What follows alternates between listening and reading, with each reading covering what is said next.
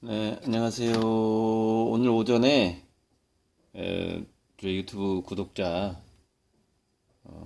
이제 자녀 교육 관련해서 또 본인의 인생에 대해서 상담을 했는데 이제 질문이 또 좋고 해서 녹음을 해봤으니까요. 한번 들어보시기 바랍니다. 자, 녹음 들어갔는데요. 1번 질문에서 간단하게 이제 처음에 말씀드렸는데 왜 사느냐 이 문제인데 이게 이런 질문은 너무나 이제 좀 이런 거예요. 왜 우주가 있느냐 이런 질문이랑 좀 비슷한 건데 그러니까 이 우주하고 우주하고 그다음에 우리의 삶 이런 것들은 하나의 삼위일체처럼 뗄래야 뗄 수 없는 관계라는 거예요. 그래서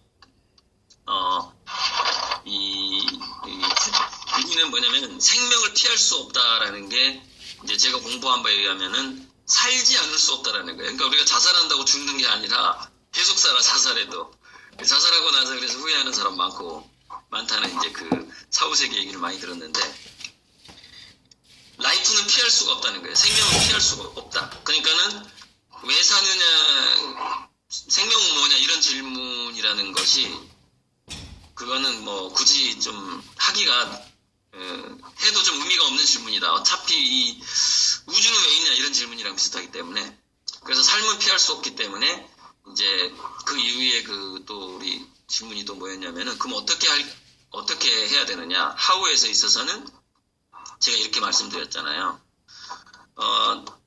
삶이 그렇게 해서 우리가 삶을 피할 수 없는 그런 어떤 생명을 피할 수 없는 그런 우주에 살고 있는데 어떻게는 얼마든지 우리가 우리의 의사대로 이렇게 바꿔볼 수 있는 경로를 선택할 수 있는 그런 자율권이 좀 있다고 볼 수 있다. 왜냐면은 이 우주가 평행우주처럼 다양하게 이렇게 가지치기가 가능하기 때문에 그 어떤 삶을 선택하느냐는 굉장히 자신감 있게 자기의 삶을 선택하면 되는데 자, 문제는 뭐냐면은, 제가 그 얘기를 했거든요. 99%의 노력하고 1%의 영감 얘기를 이제 얼마 전에 유튜브에 찍어서 올렸는데, 삶을 바꾸기 위한 노력이 실천이 따라주지 않으면은 되게 암울한 미래가 펼쳐진다는 거예요. 그러니까 왜 그러냐면은, 그거는 욕망과 갈망만 커지고, 그것이 그 하루 계획하고 실천으로 그 방향을 향한 발걸음이 없었을 때, 전진, 진보나 뭐 아무런 노력이 없었을 때 이제 그 갈망이 어떤 상태가 되냐면은 그 갈망이 있는 만큼 자기 잠재의식에게 결핍과 고갈과 빈곤이라는 정보를 계속 전달하게 되기 때문에 인생이 완전히 망가져 버려요. 그래서 자기 인생을 바꿀 수는 있지만 오래 기다릴 수 있어야 되고 뭐 그런 부분이 필요한데 자 자연스럽게 세 번째 질문이랑 연결이 돼요. 세 번째 질문이 뭐였냐면은 원래 내가 예체능을 어려서 좋아했고 근데 부모님이 그 쓸데없는 공부라 그래갖고 이렇게 그만두게 했다. 이런 사람이 얼마나 많겠어요 이 세상에. 왜냐면은 우리가 제가 늘 말하지만 인간은 홈으로 댄스고 놀기 좋아하는 존재예요. 그러니까 음악 미술로 원래 음악 미술, 춤추고 축제하고 이렇게 살아야만 하는 존재인데 심지어 제가 예전에 그 사냥이라는 것, 그 농사와 사냥이라는 것, 우리 보면은 그 농가민요라는 게 있는데 예전에 우리 그 시골의 그 농사 짓는 분위기를 보면 제가 시골 출신이라서 아는데 농부들이 엄청 즐기면서 농사를 지었어요. 때로는 힘들죠 물론. 떼약볕이 하고 그런데 떼약볕을 받으면서도 그 알고 익어가는 걸 보면서 그 정말 즐거워하고 그랬는데 농사가 축제였어요. 내가 봤을 때 사계절이 자체가 겨울에는 또 막 놀고 그러니까 저는 우리가 일이라는 것이 자본주의 이후에 굉장히 근래적인 패러다임이다. 우리가 노동이라는 것이 정말 우리는 농사까지도 축제의 삶을 이어왔다. 전쟁 막 나고 막 그런 거 빼고 막 일제시대 이런 거 빼고 잠깐만 뭐 문자가 왔는데 별건 아니네요. 별건 아니고요. 그래서 생각을 하셔야 돼요. 작은 축제부터 시작하라는 거예요. 작은 축제. 근데 자기 삶의 작은 축제를 일상에서부터 시작을 해야 되는데 작은 축제를 왜 사람들이 시작을 못하냐면은 첫 번째 질문하고 연결이 돼요. 자기 삶이 유한할 거라고 생각을 하는 거예요. 자기 삶이 100살, 뭐 80살이면 더 이상 즐기지 못하고 끝날 거라고 생각을 하는 거예요. 근데 그렇지가 않고 자기 삶이 그것이 윤회를 통해서이든 또는 평행우주를 건너뛰면서이든 간에 또는 평행우주를 건너뛴다는 얘기는 뭐냐면은 죽고 나서 예를 들어서 뭐 나의 영혼이 다른 육체로 들어가는 것까지 다 포함한 얘기예요. 삶이 계속 지속되기 때문에 내가 지금 당장 아무리 나이 먹었어도 또 가정주부이고 시간이 안 나더라도 그 예체능이나 그런 어떤 축제에 관련된 것을 옛날에 우리가 호모 루덴스에 관련된 그러니까 독서도 일종의 하나의 루덴스일 수 있거든요. 영화 모든 취미는 루덴스일 수가 있는데 그런 삶의 축제를 영원히 살 것처럼 시작해야 된다는 거예요. 내 인생이 절대 끝나지 않을 것처럼 매일매일 삶의 작은 축제를 바로 시작해야 된다는 거예요. 그렇게 하면은 이게 영원히 살 것처럼 생각을 하게 되면은 작은 취미생활이라도 되게 부담이 안 생겨요. 그리고 그 작은 축제가 점점 축제가 커지는 거죠. 그러니까 어느 날 그게 20년, 30년 쌓이잖아요. 지금 내가 봤을 때 나이가 40대 초반밖에 안 되는 것 같은데 60대, 70대 전 세계적인 작가가 될 수도 있어요. 그것이 어떤 취미든 간에 지금 작게 시작하면. 자, 일단 녹음을 끊고 네. 추가 질문 받을게요. 잠시만요. 네. 녹음을. 네, 이 다음 질문. 자, 교육 문제인데 네. 질문이 가정교육이냐 제도권 교육이냐는 질문인데 제가 이것을 이렇게 이지성 작가를 비판하면서 리딩으로 리드하라 이지성 작가를 비판하면서 여러 번 언급을 했는데 인간의 교육이라는 것은 감동스러운 인간으로부터 밖에 올 수 없다라는 게 결론이에요. 그래서 자기에게 감동을 주는 인간이 자기 주변에 있을 때에만 인간은 변화가 가능하다는 거예요. 그래서 중요한 것은 제도권 교육이냐 가정교육이냐가 중요한 게 아니라 가정 내에 내가 존경할 수 있고 감동받을 수 있는 존재가 있는가 없는가의 문제.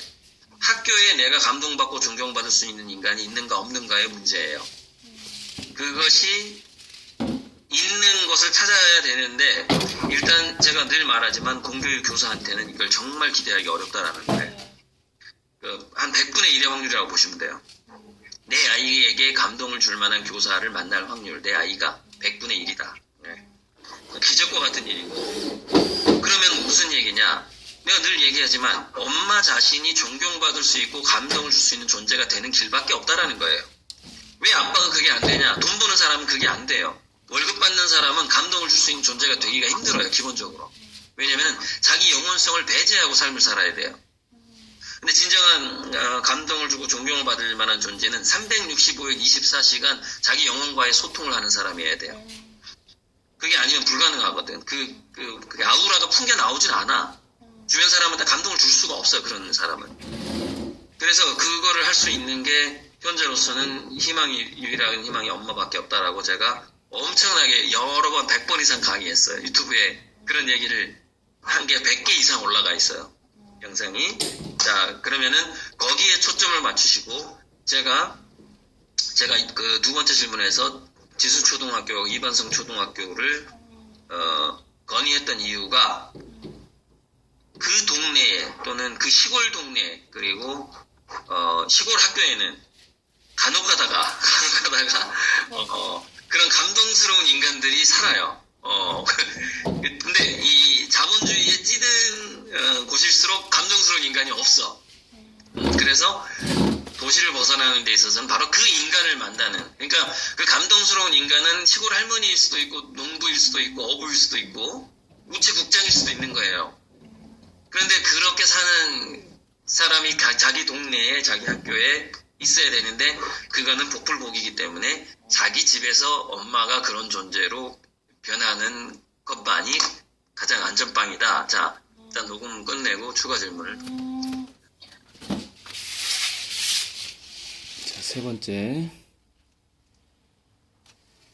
자, 녹음 들어갔으니까. 자, 그러면은 대안학교회가 그런 어떤 우리 자식에게 존경을 줄 만한 확률이 높은 그런 교사를 만날 확률이 높지 않느냐? 그건 맞는 얘기고요. 공교육보다는 대안학교가 훨씬 많고요. 그런데 예전에 그 자기 자식 교육을 할 때 그 역자지교라는 게 있었고, 자기 자식을 아예 친구 집에서 키우는, 그러니까 인품이 높은 친구 집에 아예 맡겨버리는 거예요. 하숙을 맡겨버려요. 역자지교. 그다음에 어떤 동네에 누가 산다. 그럼 그 동네로 이사를 가. 또는 그 어떤 훈장 선생님이 있다. 그러면은 그 훈장 선생님의 가솔들의 모든 생활비를 책임을 지고 그 훈장 집에 하숙을 쳐버려. 그러니까 애를 집어넣어버려. 그 집에다가 아예. 이런 식으로 키우는 명문가가 많았어요. 자기 자식을. 왜냐면은 감동스러움을 그렇게 감염당해. 그러니까 그 어떤 인품이 감염당하는 거야. 인품도 그 감염이라는 게 그런데 근묵자극이야. 옆에 있으면은 그 감동스러운 인품이 젖어들어 버려 애들이. 저절로. 그게 이제 뭐냐면 합숙이야. 합숙. 제일 좋은 게. 그러니까 무슨 얘기냐? 그 인품이라는 것은 잠자면서도 담는다라는 거예요. 같이 잠을 자는 사람이 누구냐에 따라서 그게 또 바뀌어버려요. 그러니까 내가 왜 엄마가 노력해야 되냐고 내가 꼭 얘기를 하냐면 같이 잠을 자는 사람이잖아요. 낮 시간에만 이 아이가 감동을 받는다라는 것은 착각이라는 거예요. 같이 잠자면서도 감동을 받아요. 왜냐하면 같이 잠자는 동안은 그 영혼이 더 깊은 내면으로 들어가서 하나로 섞인단 말이에요. 잠자는 동안. 그래서 그 예전에 인셉션이라는 영화를 보면은 서로 그 코드가 맞는 사람끼리 한 곳에 모여서 잠을 잡니다. 꿈을 꿉니다. 그래가지고 그 꿈속에서 그 사람들이 만나요.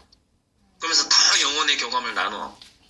우리가 대학교 때, 물론 대학교 다녔는지 안 다녔는지 모르겠는데, 대학교 때 동아리 MT를 가면 얼마나 행복한지 몰라.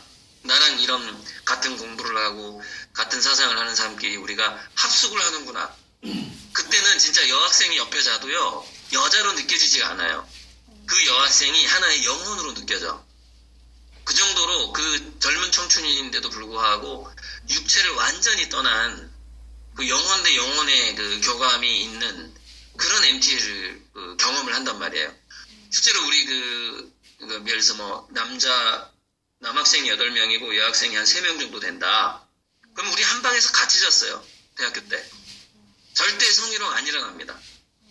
영혼 대 영혼으로 공부하고 세미나하고 책 읽고 잠자고 MT에 가서도 그렇게 하기 때문에. 왜냐면 그 민박집은요. 그 방 2개 따로 안 줍니다. 비싸서 그때 옛날에는 비싸서 그 남녀 이렇게 방 이렇게 따로 안 얻었어요. 같이 잤어요. 그냥 물론 약간 떨어져서 자긴 했지만 아무튼 인간은 잠자면서도 깊은 영혼으로부터 그 감동을 받기 때문에 결국에는 피할 수 없다. 결국에는 엄마가 자기 인격 수양을 하고 자기 영혼을 갈고 닦는 것을 하지 않는다면 자식의 성공 확률은 예를 들어서 잠자는 동안에 그러면은 자식이 감동을 받을 확률하고 낮 시간의 감동 확률은 또 어떻게 나눠볼 수 있느냐? 저는 25대 75로 봅니다. 잠자는 시간이 는 75%라고 봐요. 자, 일단 이 정도 하고 내가 그 녹음은 중지하고 또 추가를 보겠습니다. 자, 추가 질문은 뭐냐? 오케이, 그러면 엄마가 잠자는 동안에도 자식한테 영향을 주는데 그렇다면은 인격 수양을 하긴 해야 되는데 매일매일의 작은 축제와 어떤 인격 수양의 관계 이런 게 있어요. 깨달음에 이르는 그러니까 일종의 영적인 어떤 높은 경지에 이르는 방법이 사람마다 체질이 달라요. 체질이 달라. 그래서 이제 그 불교 쪽에서는 도노돈수, 도노점수라는 개념이 있는데 한순간에 깨닫는 체질도 있어요. 딱 그냥 한마디에. 그래서 대단한 이렇게 이 세상을 잘 이렇게 보람되게 사는 사람들 중에서는 딱 한순간에 어떤 인간에게 어떤 사람과의 커피 한 잔을 마시고 이렇게 인생이 바뀐 사람도 있고, 또는 뭐 강의 한 번을 듣고 인생이 바뀐 사람도 있고 그래요. 근데 그런 체질이야, 그런 사람들은. 그게 이제 도노돈수인데, 근데 이제 뭐냐면은 점호 점수가 있어. 수천 번 반복을 해야만이 얘는 바뀌어. 그런 사람도 있는데, 그런데 예를 들어서 막 책을 많이 보고서 인생이 바뀌는 사람도 있고, 강의를 많이 듣고서 바뀌는 사람도 있고. 근데 강의를 많이 들어서 바뀔 수가 없는 사람이 강의를 많이 듣는다고 인생이 바뀌질 않아. 그것도 다 지 팔자가 있어요. 인생이 바꾸는 방법을 잘 만나야 되는데, 그런데 우리 일상의 작은 축제와 인격 수양이라든가 그 어떤 깨달음에 이르는 길이라는 게 어떤 식으로 연관이 되느냐면,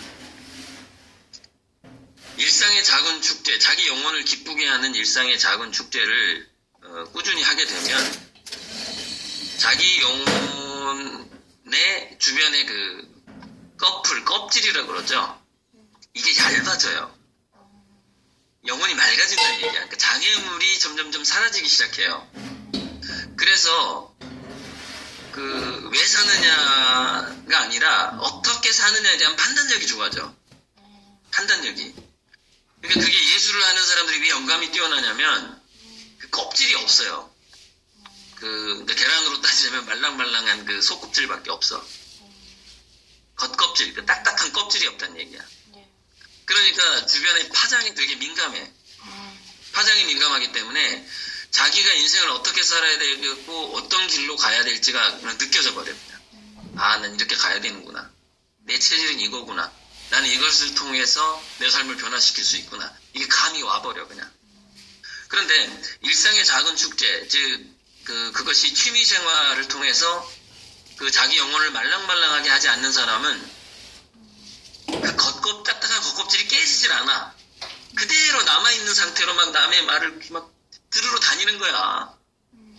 근데 뭐야, 실감이 안 나버려. 어떤 사람이 사이비 또 교주를 만나요. 사이비 교주 만나고 막 분쟁이를 만나. 그래갖고 너는 이렇게 사는 게 좋을 것 같아. 어디로 이사가? 뭐 어쩌고저쩌고 풍수지리 어쩌고저쩌고 막 그런 데 막 넘어가. 그래가지고 그런 데 넘어가서 돈 쓰느라고 돈을 또 다 날려.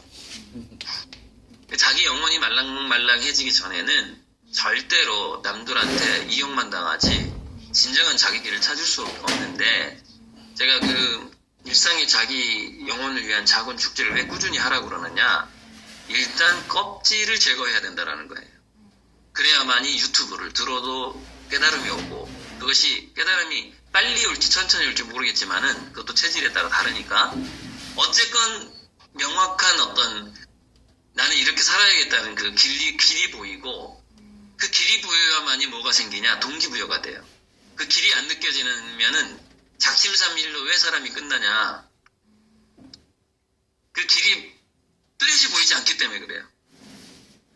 명확하게 보이면은 담배도 한순간에 끊을 수 있고 한순간에 인생이 바뀔 수가 있는데, 껍질이 있는 상태로는 동기부여가 안 되고 계속해서 작심삼일로 간다. 그래서 삶이 영원할 것처럼 일상의 자기 영혼을 위한 축제를, 취미 생활을 시작을 해라. 그러면은 어느 순간 질적인 변화가 온다는 거예요. 자기 상태를 바꾸는 거라고 보면 돼요. 자기 시력을 좋게 하는 하나의 행동이다. 이렇게 보시면 돼요. 자, 그럼 녹음 끊고 다시 추가 질문 받겠습니다. 네. 이렇게 네 개로 나눠서 상담을 했고, 개인정보가 너무 많이 들어가는 거는 제가 이제, 담을 수가 없으니까. 저 보이시나요? 그래서 이제, 확실히, 아직도 지금 그림 그리는 세팅은 안 되어 있는데요. 이렇게 비품함하고, 이제 간단하게 쉴 수 있는 이렇게 2층 침대, 겨울용이에요. 여기는 겨울용 공간인데, 이렇게 TV를 흔들 의자에 앉아서 흔들흔들 거리면서 TV를 볼 수 있게, 이렇게 점점 화실이 자리를 잡아가고 있습니다.